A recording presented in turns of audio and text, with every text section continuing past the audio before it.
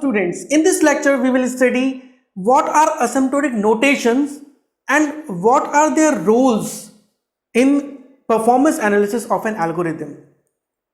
Basically asymptotic notations किसी भी time complexity के फंक्शन को बाउंड करते हैं. इसका मतलब हम समझते हैं एग्जांपल के तौर पर. इन प्रीवियस लेक्चर हम लोगों ने डिस्कस किया था कि टाइम कॉम्प्लेक्सिटी को फंक्शन ऑफ एन के टर्म्स में हमने कैसे रिप्रेजेंट करना है. अगर आपको वो लेक्चर पढ़ना है डिटेल में तो आपको डिस्क्रिप्शन बॉक्स में उसका लिंक मिल जाएगा. अब देखिए आगे बढ़ते हैं. मैंने एक यहां पर टाइम कॉम्प्लेक्सिटी का फंक्शन लिया हुआ है, उसको मैंने कुछ इस तरीके से देखो रिप्रेजेंट हो रहा है. ये इसके जो वेरिएशन है नंबर ऑफ इनपुट के हिसाब से वो मैंने यहां एक एफ ऑफ एन ग्राफ के थ्रू रिप्रेजेंट किया हुआ है. Got it. अब देखिएगा ये जो दो लाइन आप देख रहे हैं, दो कर्व आप देख रहे हैं, ये वाला ऊपर वाला कर्व क्या काम कर रहा है? ये ऊपर वाला कर्व बता रहा है अपर बाउंड ऑफ दिस फंक्शन. ये देखिए पूरी वैल्यू में एन के जितनी भी आपकी वैल्यू इंक्रीज हो रही है, इस पूरी वैल्यू में एक भी वैल्यू एफ ऑफ एन की इस कर्व के ऊपर नहीं जा रही है, यानी कि इससे ज्यादा नहीं हो रही है. Got it.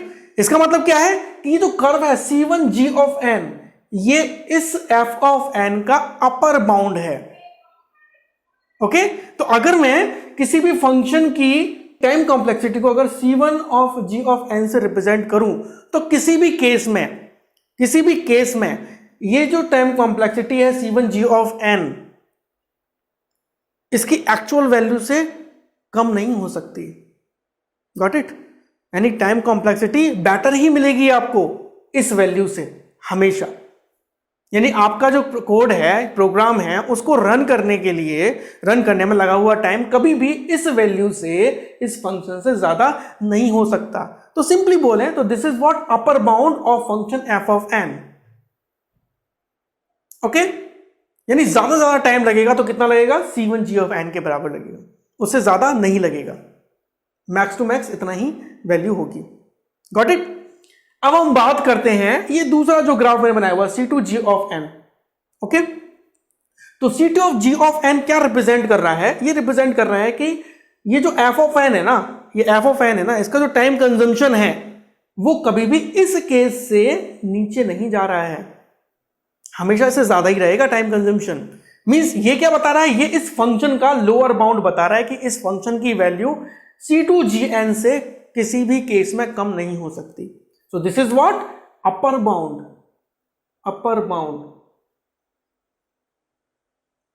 And this is what? Lower bound. Got it? Mathematics में किसी भी कर्व को बाउंड करने वाले कर्व को हम असिम्प्टोट्स बोलते थे. ठीक है. मे बी आप जानते हो सकता है ना जानते हो. ठीक है. तो यहां पर भी देखिए क्या कर रहा है, बाउंड कर रहा है इस कर्व को, इसीलिए हम इसको क्या बोल रहे हैं? असिम्प्टोटिक नोटेशंस बोलते हैं. अब समझते हैं कि कितने टाइप के असिम्प्टोटिक नोटेशंस हम फॉर्म कर सकते हैं on the basis of this bounds. Okay. तो देखिए सबसे पहले डिस्कस करते हैं हम लोग अपर बाउंड का. अपर बाउंड क्या बताता है? अपर बाउंड एक वर्स्ट केस सिनेरियो में, मतलब मैक्स टू मैक्स कितना टाइम लगेगा ये बता रहा है. देखिए मैक्स टू मैक्स कितना टाइम लगेगा, इससे ज्यादा कभी भी किसी एल्गोरिथम का टाइम इस एल्गोरिथम का टाइम नहीं जाएगा. यानी ये क्या है? Maximum possible time consumed.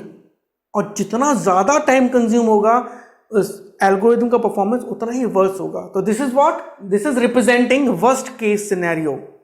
और जब वर्स्ट केस सिनेरियो को हम रिप्रेजेंट करते हैं, यानी कि अपर बाउंड को रिप्रेजेंट करते हैं, तो उस तरह के एसिम्प्टोटिक नोटेशन को हम बोलते हैं बिग ओ नोटेशन. ओके. तो you can see here this is big O notation and that represents upper bound. Upper bound C1G of n. Next lecture में इन असिम्प्टोटिक नोटेशंस को मैं डिटेल में explain करूंगा. अभी मैं केवल आपको ओवरव्यू दे रहा हूं कि what is big O notation और क्या इसका सिग्निफिकेंस है परफॉर्मेंस एनालिसिस करने में किसी भी एल्गोरिथम की. Got it. तो देखिए अपर बाउंड को कौन रिप्रेजेंट कर रहा है? Big O notation. अब बात करते हैं ओमेगा नोटेशन की. जो लोअर बाउंड होता है, लोअर बाउंड, इस लोअर बाउंड को कौन रिप्रेजेंट करेगा? This omega notation. तो lower bound is represented by omega notation. तो जहां कहीं भी मैं ओमेगा नोटेशन को रिप्रेजेंट करूंगा, ठीक है ना। तो वहां पर मुझे क्या बताना पड़ेगा, लोअर बाउंड, गॉट इट। तो this will B C2G of n। तो दिस G ऑफ n, ये जो फंक्शन है G ऑफ n, ये रिप्रेजेंट करेगा ओमेगा नोटेशन, गॉट इट। ऐसे यहां पर G of n big O notation upper bound के केस में। और जो थीटा नोटेशन है, ये थीटा नोटेशन पूरी एक रेंज बताता है, यानी upper bound lower bound both, दोनों को एक्सप्लेन करता है ये। तो ये जो होगा आपका थीटा नोटेशन, अगर मैं इसको h ऑफ n बोलूं, इस फंक्शन को h ऑफ n बोलूं, तो this will be less than equal to, और you can write it less than equal to C1 G of n and will be greater than C2 G of n। Means ये range बता रहा है, पूरी upper bound lower bound की range बता रहा है। तो इस तरह के नोटेशन को हम बोलते हैं थीटा नोटेशन। तो आई होप आपको big O notation, omega notation और थीटा नोटेशन के बारे में अच्छे समझ में आ गया होगा। और बिग ओ नोटेशन जो है सबसे ज्यादा पॉपुलर नोटेशन है। क्यों? क्योंकि हमें जब भी कोई भी एल्गोरिथम चाहिए होती है, तो हम क्या सोचते हैं, हम ये सोच के चलते हैं कि इसमें वर्स्ट से वर्स्ट केस में इसकी टाइम कॉम्प्लेक्सिटी क्या रहेगी। तो अगर मुझे एक ऐसी एल्गोरिथम चाहिए जिसमें कि जो मेरा टास्क है वो 2 सेकंड्स में कंप्लीट हो जाए, किसी भी हाल में, वर्स्ट केस सिनेरियो में 2 सेकंड में तो कंप्लीट हो ही जाना चाहिए। तो ये जो वर्स्ट केस सिनेरियो है, ये वर्स्ट केस सिनेरियो कौन रिप्रेजेंट करता है? Big O notation. ओके, तो हमेशा हम लोग वर्स्ट केस सोच के चलते हैं। जो भी हम प्रोग्राम डिफाइन करते हैं या डिजाइन करते हैं कोई भी एल्गोरिथम को, तो हम वर्स्ट केस को पहले कंसीडर करते हैं। इसीलिए वर्स्ट केस यानी कि बिग ओ नोटेशन बहुत ही पॉपुलर नोटेशन है किसी भी एल्गोरिथम के परफॉर्मेंस को रिप्रेजेंट करने का। Got it? तो अगर आपको फिर भी ये फील हो रहा है कि आपको कोई डाउट रह गया इसमें, तो आप मेरे को कमेंट बॉक्स में डाल सकते हैं, मैं रिजॉल्व करने की कोशिश करूंगा। Thank you very much.